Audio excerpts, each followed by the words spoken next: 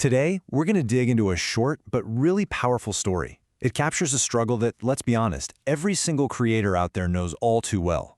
That crazy moment when the work is finally done, but the journey is nowhere near over. All right, get a load of this. What kind of person describes themselves as a compulsive coddiwompler and an interrobanger? I mean, it's wonderfully weird, right? Well, this is exactly how the artist at the heart of our story today introduces himself. So the artist's name is Avalok. He's a poet, he's a creator, and to really understand the jam he finds himself in, we first have to kind of get inside his head a little bit. Okay, let's break down that wild self-description. First up, coddiwompler. It means to travel with a real sense of purpose, but your final destination, it's kind of fuzzy, a little vague.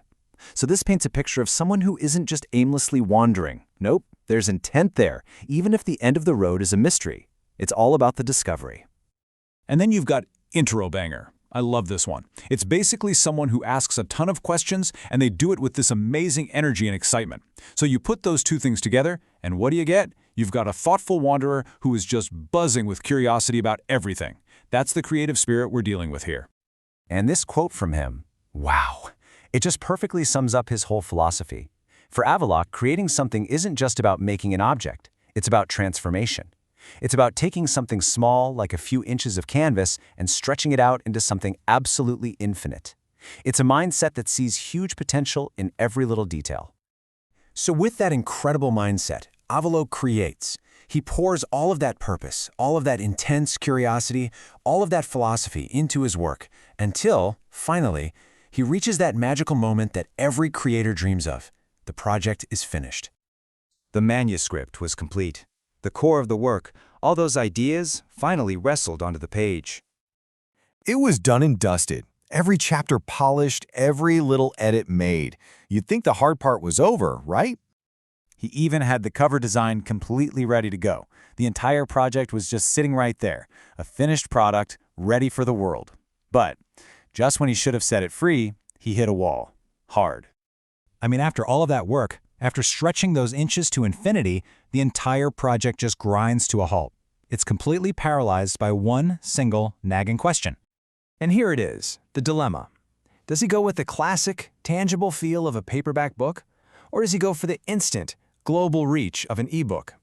This is a choice that so many creators face today, where the medium itself, the how, suddenly becomes this massive obstacle.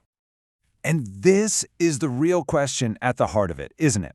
It's not just about paper versus pixels. It's about connection. After everything you've poured into your work, which choice is actually going to get it into the hands and minds of the people you made it for? So, completely frozen by this choice, Avalok does what a lot of us would do. He turns to someone he trusts to get a fresh perspective. He just needed a way to break the deadlock in his own head. So he lays out the whole problem, the finished book, the awesome cover, this paralyzing choice between paperback and ebook. He asks for some guidance.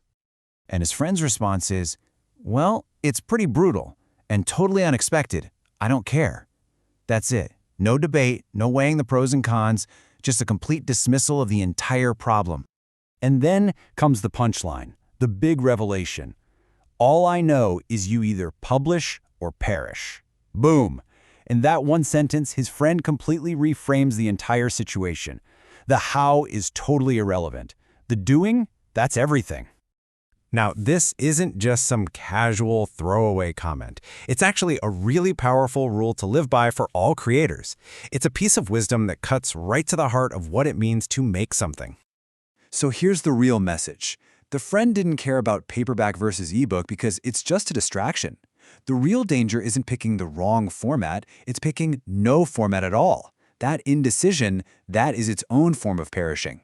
Creation is a two-step process. You make the thing, and then you share the thing. And without that second step, the first one is just incomplete. Ultimately, the goal isn't to create some perfect, flawless object that just sits on a shelf. The goal is to participate, to add your voice to the conversation, to connect with an audience. The art only truly comes alive when you finally release it into the world. And that leaves us with a final thought to chew on. In an age where everyone is publishing everything all the time, maybe perishing isn't about being forgotten by the masses. Maybe it's about being forgotten by the one person who matters most. You, the creator, by never taking that final, terrifying, and absolutely essential step to share what you've made.